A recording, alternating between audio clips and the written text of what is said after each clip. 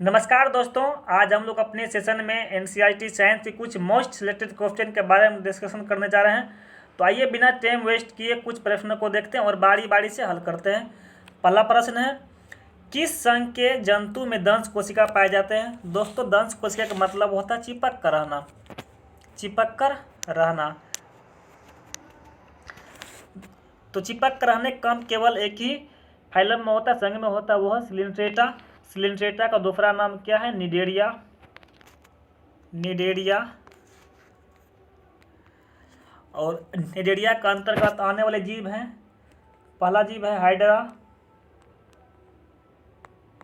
Hydra. दूसरा है Aurelia. Aurelia. और तीसरा है फाइसेलिया।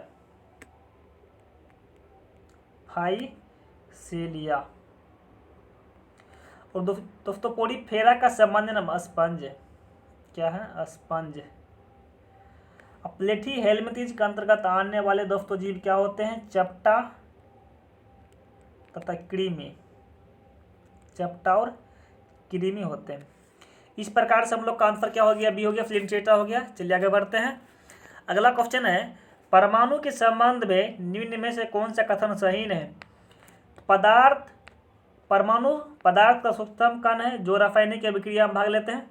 दोस्तों हम लोग जानते हैं कि पदार्थ का सूक्ष्मतम कण क्या है? परमाणु ही है। तो ये क्या है? जो रासायनिक अभिक्रिया में भाग लेते हैं। सही है। परमाणु आपस में बंधन बनाकर अणु का निर्माण करते हैं। ये भी सही है।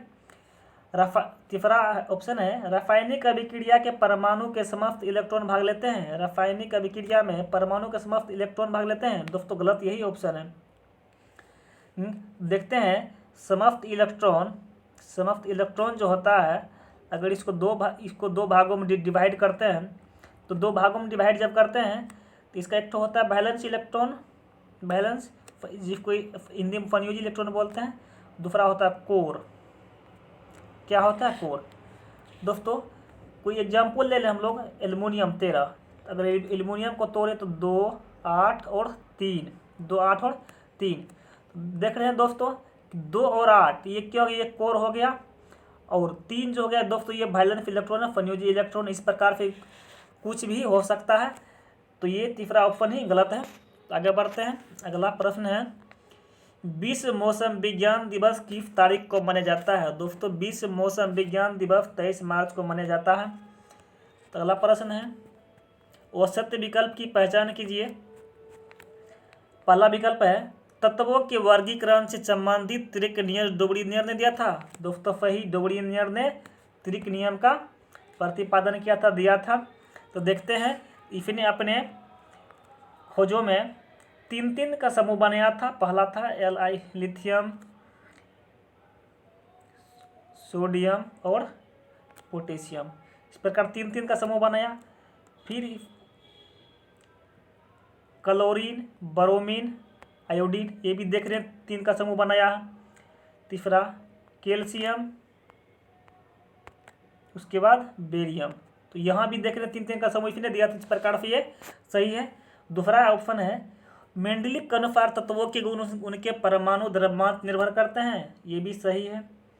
तीसरा ऑप्शन है, वर्गीकरण से संबंधित अष्टक नियम का प्रतिपादन लूथर मेयर ने दिया था। नहीं दोस्तों, अष्टक नियम का जो प्रतिपादन था ये न्यूलैंड ने दिया था। न्यूलैंड ने दिया था अष्टक नियम का प्रतिपादन। इस प्रकार से इसका तीसरा विकल्प गलत है। तो लोग आगे बढ़ते हैं। अगला प्रश्न है, निम्न कथनों पर विचार कीजिए। पहला ऑप्शन है, जल का आयतन न्यूनतम 4 डिग्री सेल्सियस होता है। सही है। जल का घनत्व अधिकतम 4 डिग्री सेल्सियस पर होता है। ये भी सही है। उसके बाद यहाँ दोस्तों बर्फ होगा। बर्फ का आयतन जल से ज़्यादा होता है। ये भी सही है दोस्तों।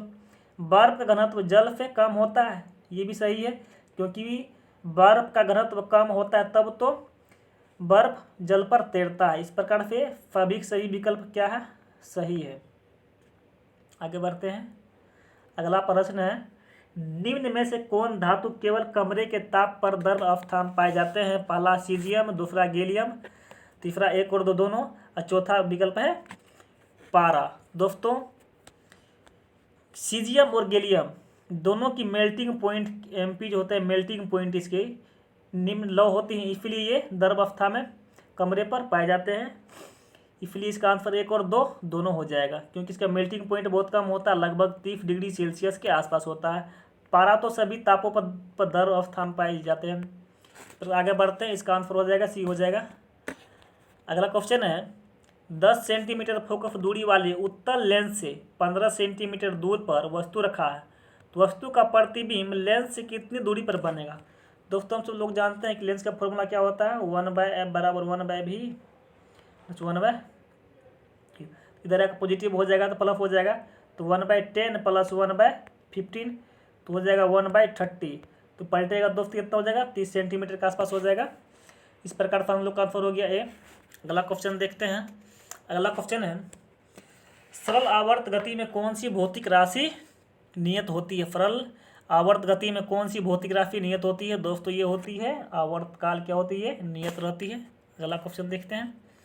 अगला क्वेश्चन है निम्न में से किस में आयनिक और सहसंयोजक बंध दोनों पाए जाते हैं। दोस्तों हम लोग जानते हैं कि आयनिक और सहसंयोजक बंध, ये क्वेश्चन बहुत इंपॉर्टेंट है। आयनिक का मतलब है दोस्त है कि आयनिक जो है धातु और अधातु के बीच बंध बनाते हैं। सहसंयोजक बंधक जो दोस्तों है अधातु और अधातु के बीच बॉन्ड बनाते हैं। इस प्रकार देखते हैं दोस्तों, कार्बन जो है कार्बन क्या है, धातु है, और हाइड्रोजन क्या है दोस्तों, हाइड्रोजन का स्थान तो विभाजित रहा है, धातु भी है अधातु भी है। इस प्रकार से धातु और अधातु मिलकर केवल आयनिक का निर्माण कर सकते हैं। तो इस प्रकार से आयनिक हो सकते हैं लेकिन सहसंयोजक नहीं हो सकते हैं। दूसरा विकल्प है पोटेशियम क्लोरीन। तो पोटेशियम जो है ये धातु है, लेकिन क्लोरीन जो है अधातु है। धातु प्लस अधातु मिलकर क्या बनेगी, आयनिक की बनेगी। तीसरा ऑप्शन है SO2। दोस्तों सल्फर जो है, सल्फर क्या है अधातु है, ऑक्सीजन भी अधातु है। अधातु और अधातु मिलकर क्या बनाएंगे, सहसंयोजक बंधक बनाएंगे। ये भी गलत है, तीनों गलत है।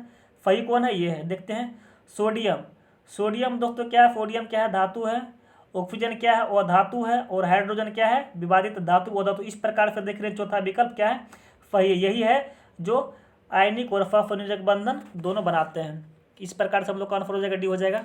आगे बढ़ते हैं। अगला प्रश्न है प्रकाश जब हवा में कांच के अंदर से गुजरता है, कांच में उसका वेग क्या होगा। कांच में दोस्तों उसका वेग क्या हो जाएगा, कम हो जाएगा, क्योंकि हम लोग जानते हैं कि हवा का जो होता है अपवर्तनांक कितना 1.003 होता है, और कांच का जो अपवर्तनांक दोस्तों होता है कांच में तो 1.55 से लेकर 1.65 के बीच होता है, इसलिए क्या होता है ये कम हो जाता है। तो हम लोग आगे बढ़ते हैं। अगला प्रश्न है जल प्रदूषण निम्नतम होगा यदि BOD। दोस्तों BOD का फुल फॉर्म होता है बायोलॉजिकल ऑक्सीजन डिमांड।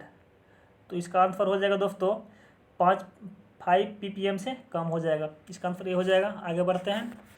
अगला प्रश्न है, अगला प्रश्न दोस्तों अधूरा किया गया है, आगे बढ़ते हैं। अगला प्रश्न है निम्न में से कौन सा कार्य जड़ों का नहीं है। दोस्तों जड़ का, ये भी टाइपिंग यहाँ मिस प्रिंटिंग थोड़ा सा है, तो जड़ यहाँ पौधे की जड़ की दोस्तों बात हो रहा है, जड़। तो प्रकाश संश्लेषण जड़ का कार्य नहीं, इस प्रकार से यही गलत हो गया। उसके बाद आगे बढ़ते हैं। जल का अवशोषण जड़ के द्वारा होता है, पोषक तत्व का अवशोषण ये भी जड़ के द्वारा ही होता है, पौधों को सहारा प्रदान करना ये भी जड़ के द्वारा होता है। इस प्रकार से हम लोग का आंसर क्या हो गया, ये हो गया। आगे बढ़ते हैं। अगला प्रश्न है मनुष्य में ट्रेकिया की लंबाई कितनी होती है। दोस्तों मनुष्य में श्वसन नली की लंबाई कितनी होती है, श्वसन की लंबाई के लगभग 11 सेंटीमीटर। अगर इसकी व्यास की बात की जाए तो इसकी व्यास जो होती है 16 mm 16 मिलीमीटर के आसपास इसकी व्यास होती है। आगे बढ़ते हैं। अगला प्रश्न है मानव शरीर में सबसे ज़्यादा कौन सी पेशी उत्तक पाई जाती है। मानव शरीर में दोस्तों सबसे ज़्यादा पाए जाने वाली ये उत्तक का नाम क्या है, रेखित पेशी पाई जाती है। रेखित पेशी को ऐच्छिक पेशी भी क्या बोलते हैं। ऐच्छिक पेशी बोलते हैं, और अरैखिक पेशी को अनैच्छिक पेशी बोलते हैं, अनैच्छिक पेशी भी बोलते हैं। इस प्रकार से हम लोग का आंसर हो गया, क्या हो गया, ए हो गया। आगे बढ़ते हैं। अगला प्रश्न है, जब 2 kg वाले द्रव्यमान पर 5 न्यूटन का बल लगे जाता है तो उत्पन्न होने वाले त्वरण होगा। दोस्तों यहाँ क्या शब्द दिया हुआ देख लीजिए। अगर यहाँ मास की बात की जाए, द्रव्यमान की बात की जाए, द्रव्यमान कितना है, 2 kg है, और यहाँ बल की बात की कितना का बल फोर्स लग रहा है, तो फोर्स 5 न्यूटन का। और क्या पूछ रहा है, त्वरण। हम लोग दोस्तों लोग जानते हैं F बराबर क्या होता है, ma। तो m का मान कितना है, 5 है, और F का मान कितना है, 5 है, और m का मान कितना है, 2 है, और त्वरण का मान पूछ रहा है, तो ईजा का बटे में आ जाएगा 5/2, तो इसका कितना हो जाएगा, 2.5 हो जाएगा। तो 2.5 मीटर प्रति सेकेंड स्क्वायर इसका हो जाएगा। इस प्रकार से इसका आंसर ये हो जाएगा। आगे बढ़ते हैं। अगला प्रश्न है, एक समतल दर्पण पर आपतित किरण 60 डिग्री सेल्सियस का कोण बनाती है, तो परावर्तन के बाद क्या होगा। दोस्तों कोई समतल दर्पण है, अगर इस पर कोई आपतित किरण 60 डिग्री का कोण बना रही है, तो दोस्तों परावर्तन के बाद भी ये कितना बनाएगी, 60 का ही बनाएगी। इस प्रकार से इसका आंसर क्या हो जाएगा दोस्तों, बी हो जाएगा, 60 डिग्री। अगला प्रश्न है, एक परमाणु का परमाणु संख्या क्या होती है जिसमें 10 प्रोटॉन और 11 इलेक्ट्रॉन होती है, जिसमें 10 प्रोटॉन और 11 इलेक्ट्रॉन होती है। दोस्तों हम लोग जानते हैं कि परमाणु संख्या बराबर प्रोटॉन की संख्या। दोस्तों यहाँ प्रोटॉन की संख्या कितना दिया हुआ, 10 दिया हुआ है, तो इसी प्रकार से परमाणु संख्या भी 10 तो हो जाएगा, 10 हो जाएगा। अगर द्रव्यमान संख्या से पूछ दिया जाए, तो द्रव्यमान संख्या दोस्तों क्या होती है, प्रोटॉन की संख्या प्लस न्यूट्रॉन की संख्या। दोस्तों 10 प्लस 11 कितना हो जाएगा, 21 हो जाएगा। चलिए आगे बढ़ते हैं। इस प्रकार से हम लोग का आंसर क्या हो जाएगा, बी हो जाएगा। आगे बढ़ते हैं। अगला प्रश्न है, निम्नलिखित में से कौन प्रदूषण संकेतक पौधा। दोस्तों प्रदूषण संकेतक पौधा के नाम से लाइकेन को जाना जाता है। क्वेश्चन बार बार रिपीट हो रहा है और कई बार पूछा भी गया एग्जाम में। अगला प्रश्न है, खाना बनाने व स्वाद हेतु प्रयोग किया जाने वाला अदरक एक राइजोम है जो डैश है। दोस्तों अदरक जो होता है ये भूमिगत तना होता है, और भूमिगत तना का मतलब होता है नए पौधे का उगना, नए पौधों का उगना। दोस्तों नए पौधा का जैसे इस प्रकार से आ गया आपका प्याज, आलू, ये सब क्या है, भूमिगत तना है। तो इस प्रकार से हम लोग आंसर क्या हो गया, ए हो गया, भूमिगत तना हो गया। आगे बढ़ते हैं। अगला प्रश्न है, निम्नलिखित में से कौन प्रत्यावर्ती क्रिया का उदाहरण नहीं है। प्रत्यावर्ती क्रिया, दोस्तों प्रत्यावर्ती की इंग्लिश क्या होता है, रिफ्लेक्स एक्शन।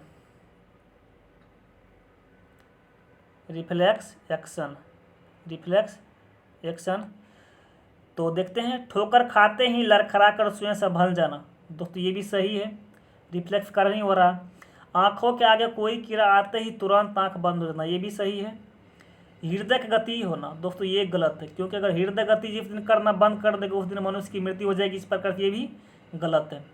चौथा विकल्प है, परफांत का चटपटा भोजन देखते ही मुंह में लार निकलना, ये भी रिफ्लेक्स एक्शन कारण ही होता है। इस प्रकार से इसका आंसर क्या हो गया, सी गलत है। आगे बढ़ते हैं। अगला प्रश्न है, प्रत्येक हृदय के साथ लब और डब नामक 2 अस्पष्ट धावदें निकलती है, जिसे किस यंत्र की सहायता से सुना जा सकता है। तो जिसे दोस्तों स्टेथोस्कोप क्या है, एक आला है। और स्फिग्मोमीटर रक्तदाब मापी जाती है। उसकी इलेक्ट्रोकार्डियोग्राम हृदय में उत्पन्न तरंग की माप की जाती है। इस प्रकार से इसका आंसर क्या हो गया, बी हो गया। अगला प्रश्न है, शरीर में पाए जाने वाले तरल संयोजी ऊतक में प्लाज्मा की प्रतिशत कितना होती है। दोस्तों शरीर में पाए जाने वाले तरल संयोजी ऊतक में प्लाज्मा की प्रतिशत 50 से 60% होती है। अगला प्रश्न है, निर्वात में स्वतंत्रतापूर्वक गति करने हेतु पिंडों की क्या होती है, त्वरण दोस्तों समान होती है। क्या होती है, त्वरण समान होती है। अगला प्रश्न है, आइरिस का क्या काम होता है? दोस्तों आइरिस का काम होता है आंखों में जाने वाली प्रकाश की मात्रा को नियंत्रित करना। इस प्रकार आज हम लोग 25 क्वेश्चन का फुल डिस्कशन किए हैं। फिर हम लोग मिलते हैं next class. Thank you very much, have a nice day.